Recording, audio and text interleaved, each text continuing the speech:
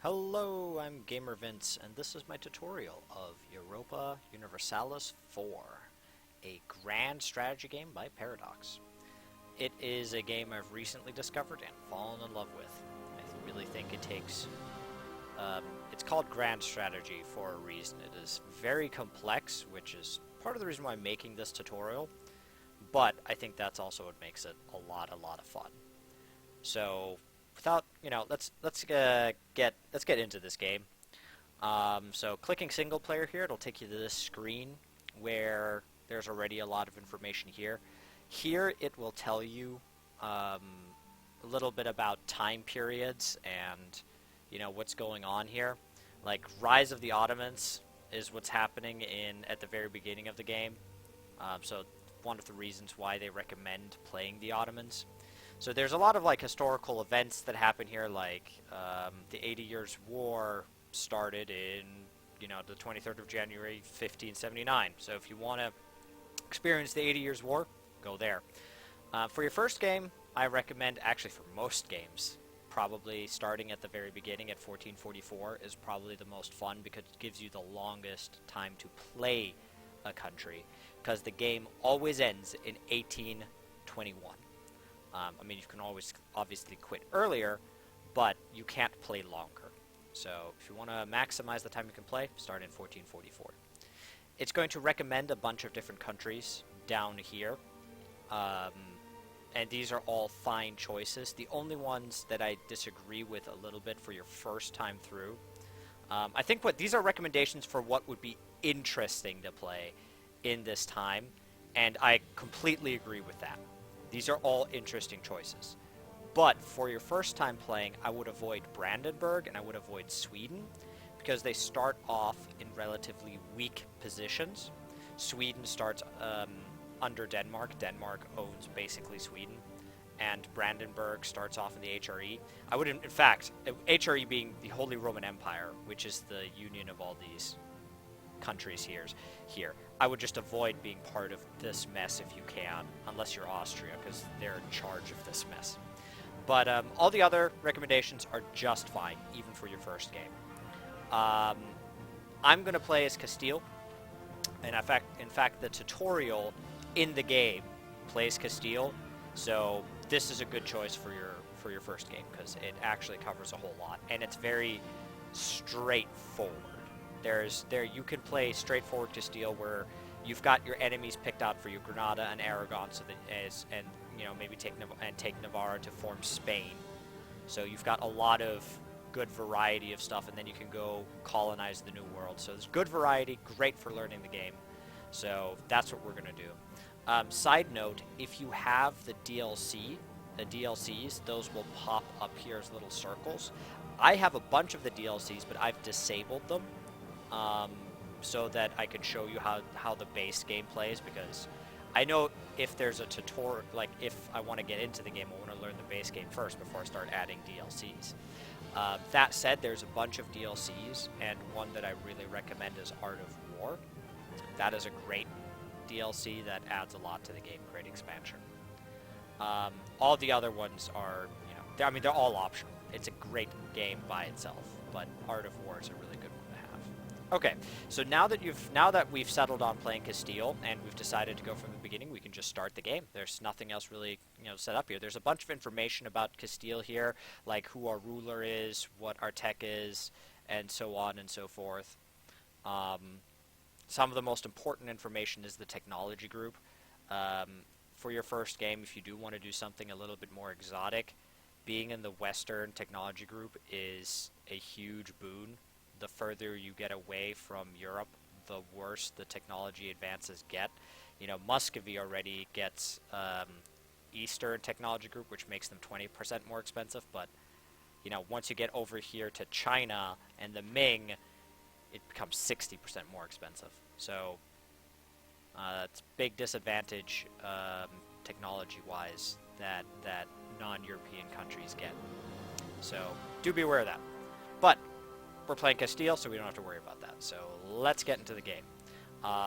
It's going to ask you whether you're playing normal mode and Iron Man mode. Iron Man mode, you only get one save and that save it'll auto save over that save every month. So you basically can't save scum for your first game. Play normal mode so you can experiment. That way, if you have a dumb idea or think something is, going to turn out poorly, save and do it anyway, because it'll be a good learning experience, and then you can just go back to your save if things go wrong. So I always play on Iron Man mode now, so that I have to live with my consequences, and I think, once you get a little bit more experience, that's also the only way to get achievements. But yeah, we'll do normal mode, just for this tutorial. It doesn't really matter. But yeah. So, as Castile, there's going to be a lot of things you're going to be going for if you're playing Castile, and I'll go over that as we're going through. But first, let's talk interface. So, when you start the game, it's going to be like, wow, that's a lot of information. Don't worry, the game is paused. It always starts off paused. So you can all take it in, and you can pause the game at any time by hitting space or pressing this button. Pressing this button now will make it play, and if I press it again, it'll pause it again, or you can just hit space. And you can make all your decision while paused. So you never need to worry about, doing things quickly. If you're a little bit overwhelmed, just pause. Pause and take stock of things.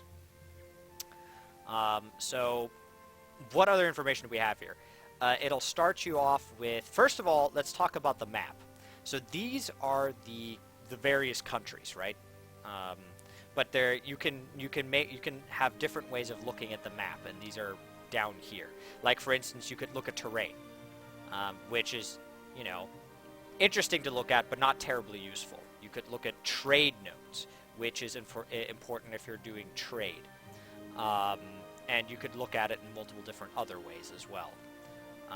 But political is, if for some reason you click on something else, go back to political at the beginning. You could pretty much ignore the other map modes initially. All you really care about is the political, like where are the political borders of countries. So you can just stick to that.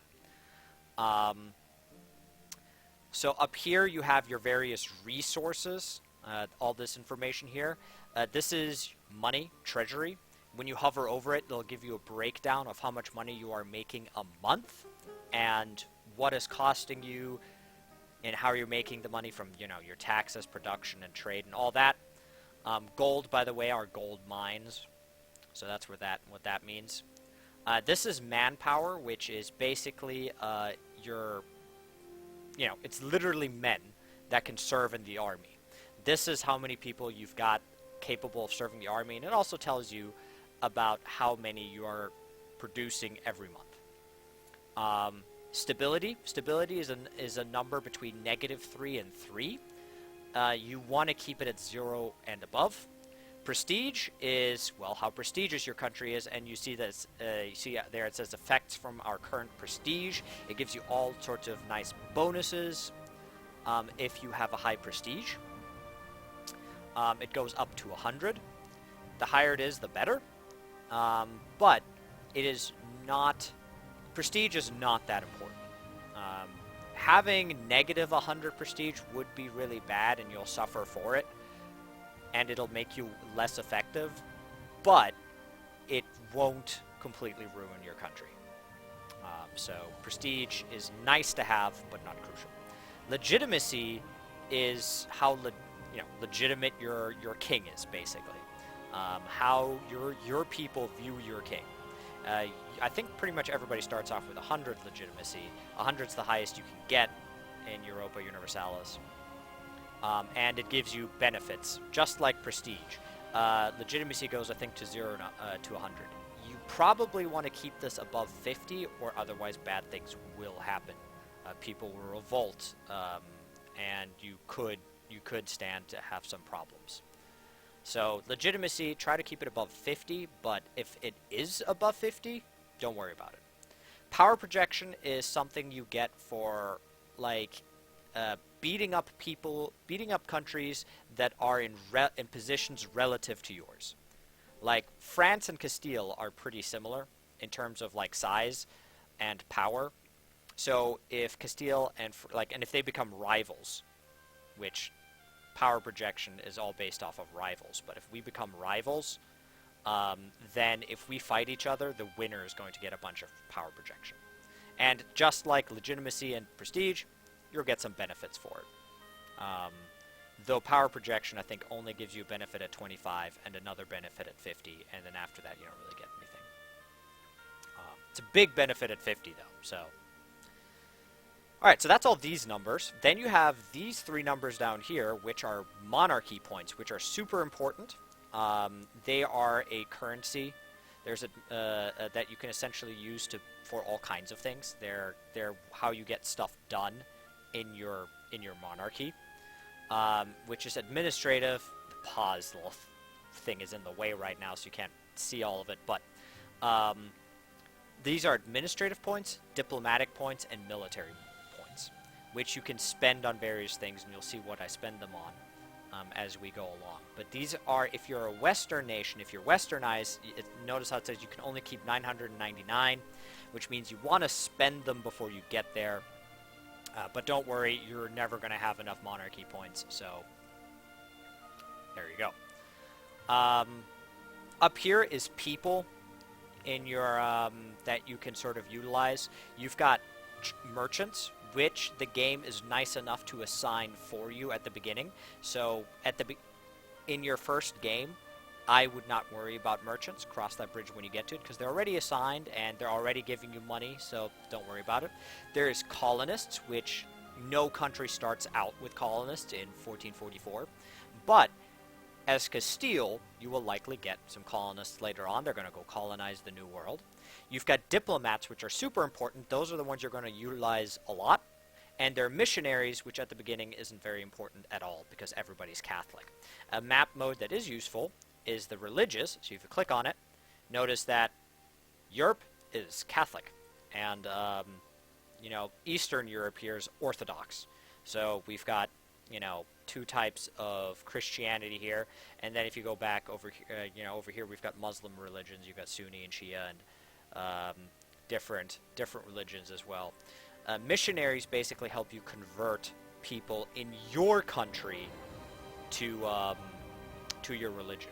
Actually, as Castile, once we take Granada, those are Sunni provinces, so we'll have to convert those to Catholic to keep sort of peace and unrest to a minimum. It doesn't really matter what religion you are; they've all got their own good, benefits. What's important is that your entire country is sort of on the same page. You don't want to be split 50-50 Catholic and Muslim. You want to go one way or the other. And you can convert as an option. But in any case, that's what missionaries are for, and missionaries, it'll let you know if you get to use them. Okay, so that's what all this crap up here means. So here we have the date. Here you can increase and decrease the speed of the game, which, by the way, speed 1 is super slow. I usually like to play at speed 3. I think that's a happy medium for me. I know other players prefer speed 4. And during times of war, if I need to be really careful how to move my armies and I need to really pay attention, then I go speed 2. So, but keep it at whatever speed you want. You could go speed 5 and then just pause every time you make a decision. Definitely plausible. All right, so let's talk about.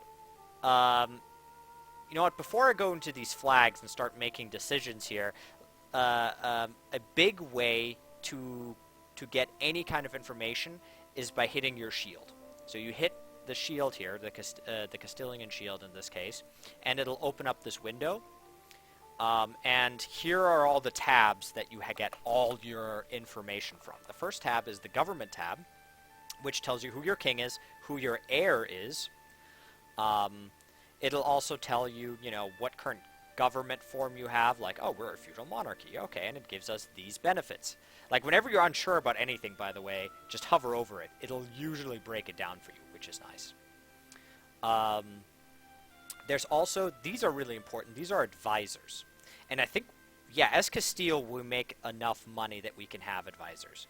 So, advisors are very expensive. They will cost you money every month. So if you click on one of these empty portraits, you'll be taken to this kind of page where they're like, here's the advisors you can take.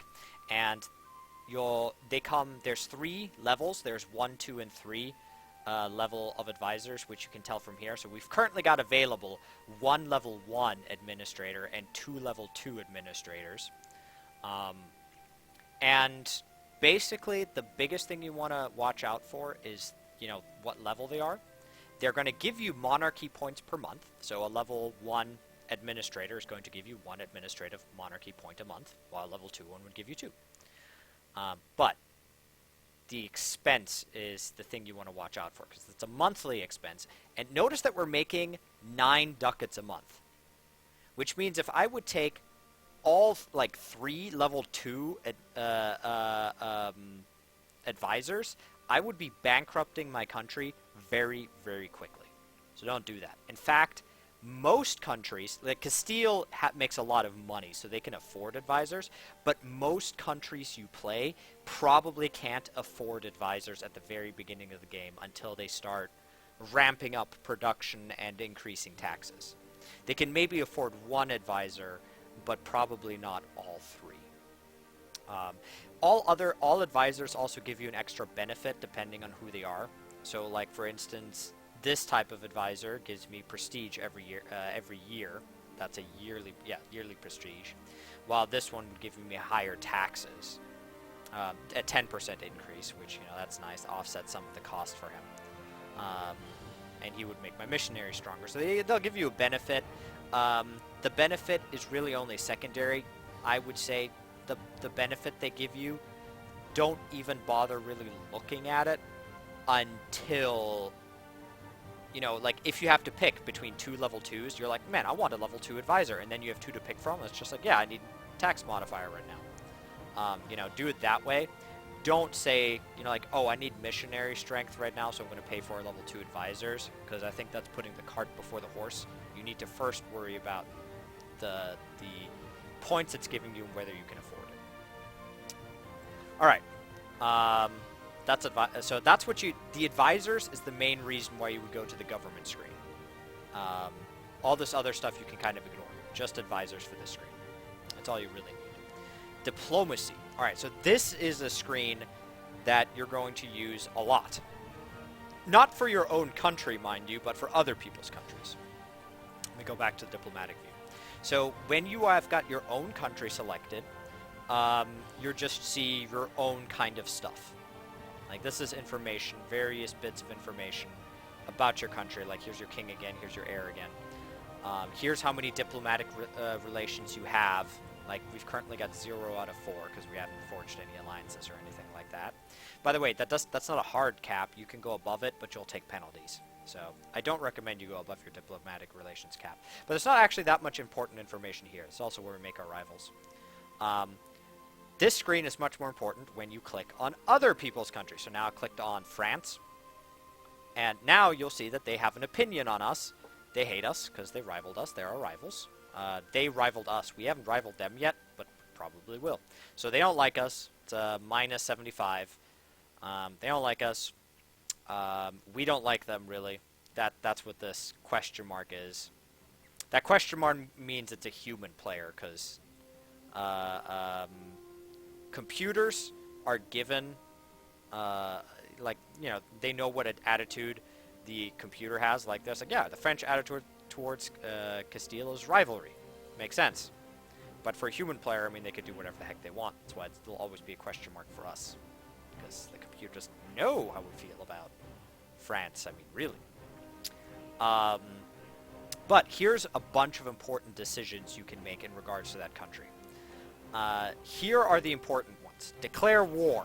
That's obviously an important one. By the way, it's perfectly safe to click on it once. Don't click on it again unless you're sure. And there's a bunch of important information here. Like, this will basically tell you the enemy allies, like who's going to come and help France out in this war, who is going to come help me out in this war, and a casus bellis. Those are for the reasons you're going to war. So that's obviously an important button. Under alliance actions, offer alliance. That's how you get allies. Influence actions, you're probably not going to use. This is where you find all kinds of options that you're probably not going to use or probably don't need to use in your first game. Relations actions, there's improve relations. So if I actually want to be friends with France, I could go send my diplomat, one of my 3 diplomats here, to France and have them, you know, improve relations with them, and then this would slowly tick up. So that's a really important one. Send insult kind of does the opposite. You basically send one of your diplomats to go insult them, and they won't like that at all. And watch out, sending an insult is a reason to go to war. So if I would send an insult to France right now, they might declare war on me just because I insulted them. Dynastic actions. So royal marriages are really important. That's a good way to strengthen relationships with your allies. So royal marriage basically goes hand in hand with alliance. Wherever you ally, good idea to royal marriage, usually. Covert actions, there's one really important one in here, which is Fabricate Claim. So remember how I was saying you have reasons for going to war? Well, you kind of need a reason to go to war. Your people will not like it if you declare war on a nation with absolutely no reason. And this is your way of creating a reason. Like, for instance, if we go here, currently this says Casus Belli, there isn't one. We have no Casus Belli. Or however you pronounce this, Casus Belli. Which means that we're going to take we're going to lose 2 stability and we're going to take 2 war exhaustion, which is all awful. We don't want that to happen just for going to war. And we're going to get aggressive expansion penalty, which will make, it's just all kinds of bad things happen to us if you go to war with no reason. So how do you get these? Well, certain things that can happen will give you these. But the only way I know of that you can actively get yourself a Casus Belli is to fabricate a claim. You click on Fabricate a Claim, and what it does is it's going to give you a list of provinces, and these are regions in the game. You notice that, like, for instance, Madrid is a province. But it's going to give you a list of their provinces that you could claim are yours. So I could click on Poitou and then do OK. And it gives you a little bit of information here. It's like, oh, if we're discovered, we get a little bit of aggressive expansion. Don't worry about this. It takes a year to fabricate this claim. But basically, our diplomat is going to go work in the region and dredge up some kind of information or manufacture some kind of information that says that Poitou should really be part of Castile. And then once we have that, we can go to war with that as a reason to take Poitou. So, yeah. Fabricate Claim is the one that you're going to use under covert actions. All the other ones, wouldn't bother with. Economic actions, you don't really need any of these. If you really need somebody to like you, you can send them a gift of some ducats, of some money, a monetary gift. I've used this if for whatever reason I need to bump up their score, their liking of me, just a little bit more. Send gift can do it up to 25. And the last one, access actions, are basically asking them if it's okay if our military goes through them. You can't declare war on somebody if you have military access from them, or if you have units currently in their country using military access. So don't even try that. And they can't do that to you either. But in general, that just means, like, France is currently not willing to grant us military access because they don't like us. But Aragon doesn't like us either. But Navarra, yeah, there we go. Military access, unless they're your rival, probably going to grant you military access. It's just to walk through their country to get to your true goal. And vice versa, you're absolutely safe accepting military access from literally anybody. It's just a matter, it's totally up to you whether you want to, but I'm pretty sure they won't like it if you just deny it military access to them. Anyway, so that's the diplomacy screen. A lot of stuff here. Basically, how you interact with other countries is you do it through here. Just make sure that you're talking to the right country. Like, for instance, I've got Navarro right now. Now I've got France. Now I've got Burgundy. So, you know, I don't declare war on the wrong people by accident. It also tells you all kinds of other information about them. If you ever want to look at your own country, you can just click on yourself, or you can click this little eyeball button down here. Like, I've got France up right now. If I click on the eyeball button, this is back to Castile, back to me. Okay. So, diplomacy, that's a big window. Economy, this is basically a breakdown of information here, and the vast majority of the stuff you're perfectly safe ignoring. a good way to make money is to take this. So the army maintenance is how well supplied your army is during wartime. You should always, always, always keep it at 100%. If you are at war and your units are at risk of combat, keep it all the way up here because they will not perform well if they're undersupplied. But if you're at a time of peace, you're okay sliding it all the way down. It's not going to be great for something called army tradition, so your generals are not going to be as good because crappy, undersupplied army does not make for good generals. But if you want to make some ducats, by all means. And notice what effect that has on my bottom line. We went from 6.45 to 9.74, so that's a lot. Fleet maintenance, same thing. Your ships are not going to do very well if they have no maintenance. But if you keep your ships in port, and make sure that you're not at war, then fleet maintenance you can nerf as well and get some more ducats if you so choose. So this is a good way to make money if you need money. But like I said, they will not fight well, and it will take several months to recover. So if you have this army maintenance slider all the way down for several years, and then all of a sudden somebody declares war on you, your army is not going to be ready to respond for a couple of months. So do be aware of that. Okay.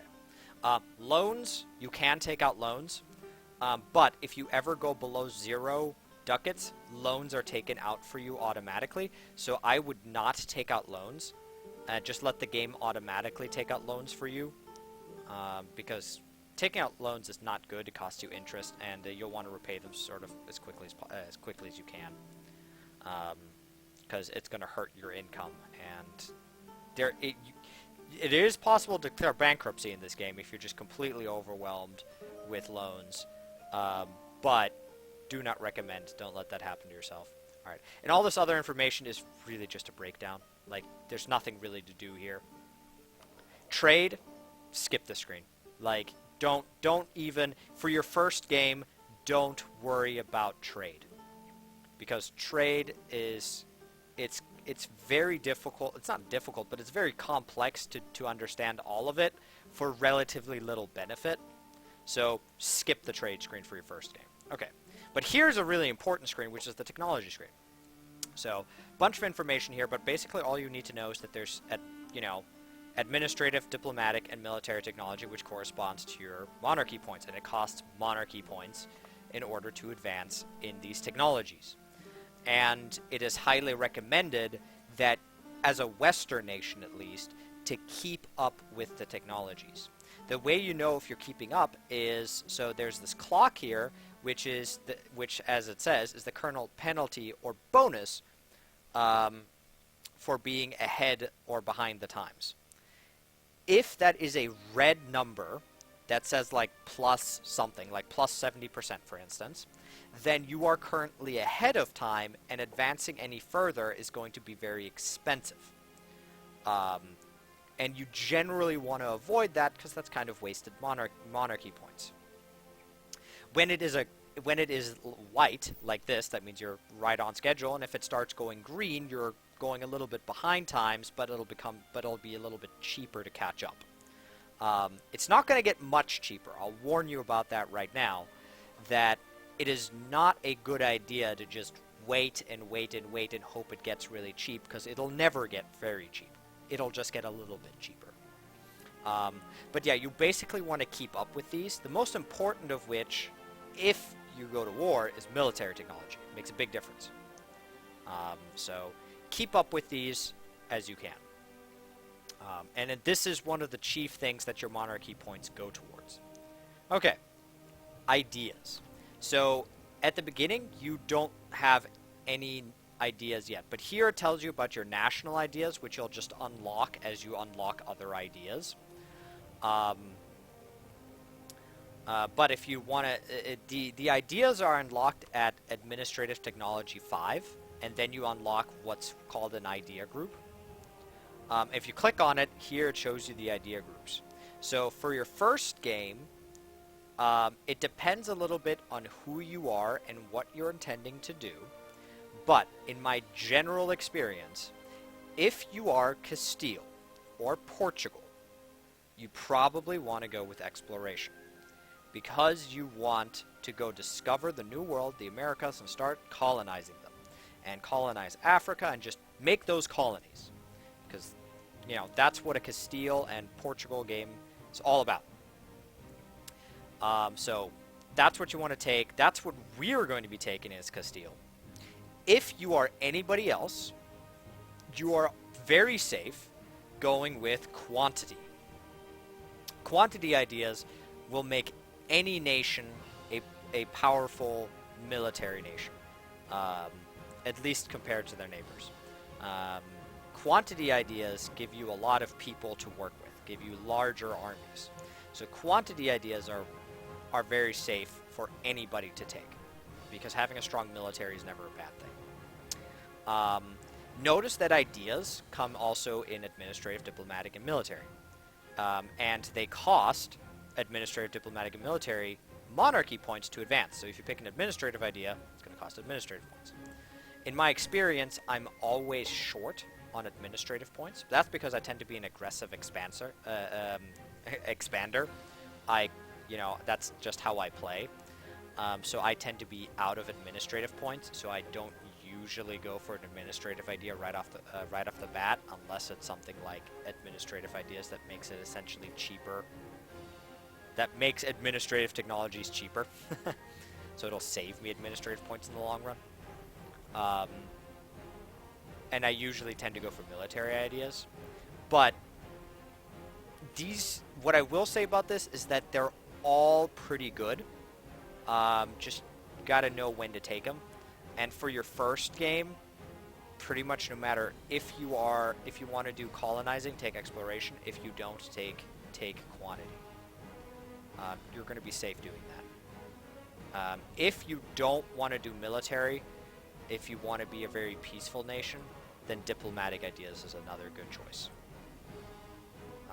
Okay, so that's ideas. I'll cover more of this when I get to it in my Let's Play of this. That's going to be sort of the next part when I actually unlock these and show you a little bit. Okay. Yeah, so that's the idea page. Next, we've got missions and decisions. So, a couple of things here. First, you can pick a mission, which basically you hover over the question mark and I'll tell you what to do. And it says, like, have a prestige of at least 50. Okay, and on this thing, it says effects on completion, gain 1 stability. Great. So you can pick a mission. There's no penalty, I believe, for failing a mission. The only penalty is, I think, that you can't pick another mission for a little bit. So you could completely ignore missions. But these are, they give you... Usually I pick things that I'm going to do anyway. Like, finish the Reconquista, which I believe is like what? Basically get these provinces back, I think. Yeah. And make them not Muslim. Oh, never mind. Yeah, okay. And I'm not Muslim, which I won't be. I'm Catholic. So, if I'm going to do that anyway, I might as well take the mission because it's going to give me a nice little benefit after I do. The national decisions, on the other hand, do give you a good idea of things you might want to do. Like for Spain, for instance, for Castile, it's a good idea to form Spain. So, notice how it says form Spanish national nation diplomatically or militarily, and it'll tell you what you need to own in order for that to happen.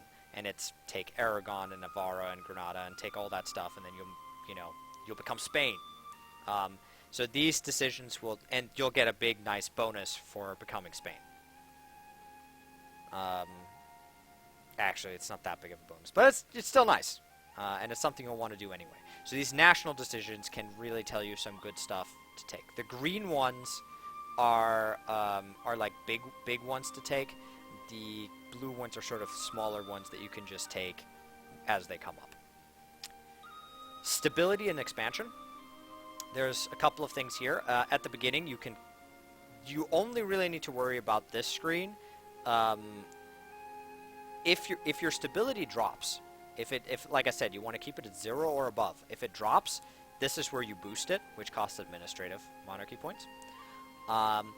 And when you conquer other people's territories, this is also where you can manage that.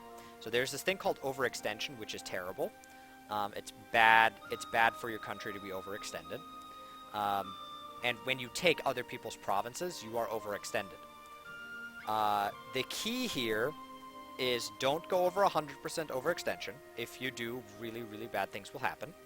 That's key number one. Key number two is when you do conquer other people's provinces, click on the manage button here. I can't do it right now because I don't have any provinces that have overextension, but click on this little manage button here and do what's called core those provinces. It'll cost you administrative power and it'll make that overextension go away.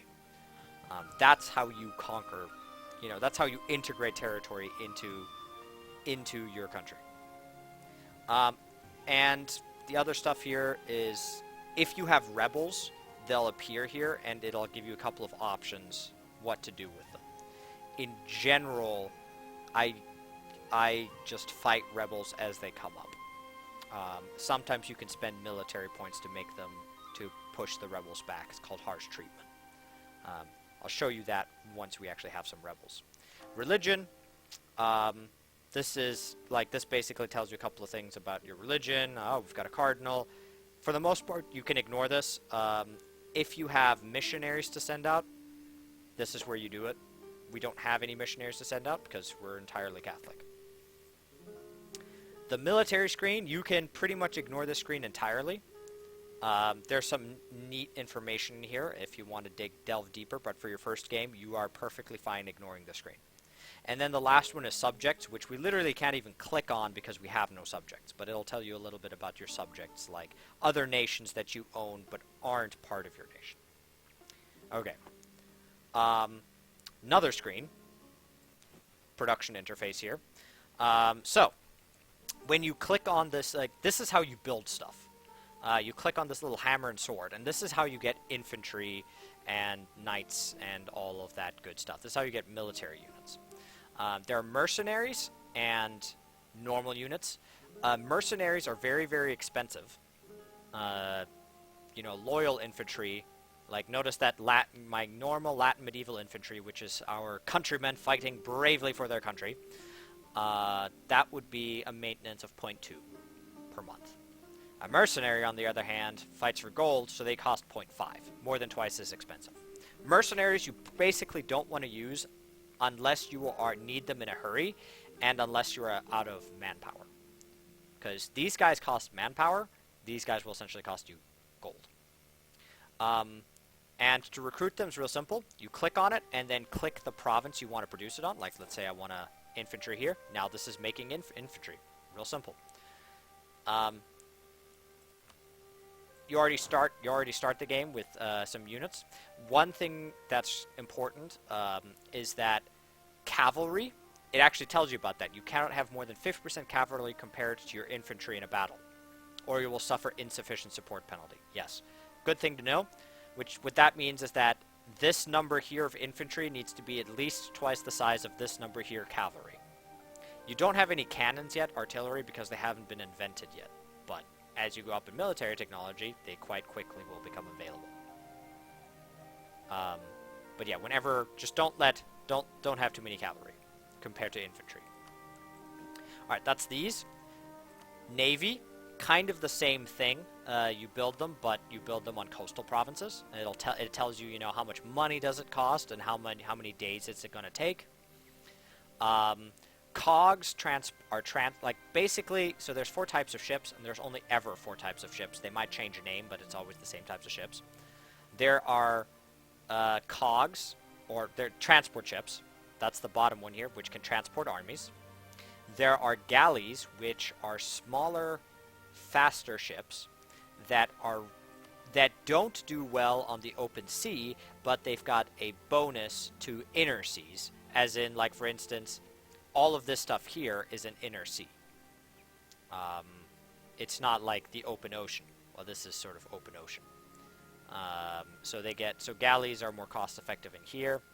Barks can help you protect trade and can get you some money. Don't worry about it. It's not something you need to do. And then up here are your big heavy ships. These are the best ships. These heavy ships will crush all the other ships, but they're also very expensive. And they take a long time to make, like 50 ducats, which is, you know, literally a fourth of what my country owns, or almost, rather. And I'll take 719 days to make, you know, a full 2 years. Almost, yeah. So, yeah, ships, and you can, once you have them, you can do stuff with them, obviously, and have fights. You can also core provinces here, so when I was talking about this bit here with managing overextension, you can do the same thing with this make core button here and tell you a little overextension here. Missionaries, so you can send missionaries if you have parts of your country that aren't the religion you want them to be. Here's where you convert them. Local autonomy. In general, you can ignore this. Same with change culture. Buildings is not something you need to worry about until about like the 1500s. Buildings at the very beginning, all you can build is castles, and don't bother building castles. You don't need them yet. You start with all the castles you will need for now, and yeah, you can worry about it later. Some of this other stuff is basically good for making money, but at the beginning you can't even build it, so don't worry about it. Okay. Whew. That was a lot of information, I know. But what I'm going to do now is, first of all, I'm going to save it here, because what I'm going to do is essentially, let's do this, Castile tutorial. So what I'm going to do now is I'm going to end my video here, and I will pick up in the next video, and you'll just sort of see me play the game. I kind of gave you a basic understanding in this one. You know what? Before I do, let me talk quickly about one more thing, which is these buttons down here, which is the Holy Roman Empire, which, if you're not in the Holy Roman Empire, don't worry. If you are in the Holy Roman Empire, you ignored my advice. And this is who the emperor is, and this is how much imperial authority they're getting, which is a currency they can essentially spend to pass reforms. And this is the electors and who's voting for them. So, quick overview there, but there's nothing you can do with this screen. The Papacy screen is something you do need to know about, because this is what Catholics get for being Catholic. You are going to gain papal influence over time, and as you gain it, you can spend it on goodies up here. So the more papal influence you get, the better, and then you spend it up here. And by the way, that's why it says 0 right now, is because we have 0 papal influence, but we'll get it as time goes on. And don't forget to spend it as time goes on. Yeah. Okay, sorry. Just wanted to point that out real fast. Everything else is really secondary. There's a ton more stuff to discover in the game, but that is sort of what the knowledge you need to get started. And I'm going to start actually making decisions and playing the game in my next video. So if you didn't need all of this, I apologize that you sat through it this far, but it really helps a new player to see sort of, you know, playing. So, you know, check into the next video, and yeah, I'll see you guys then.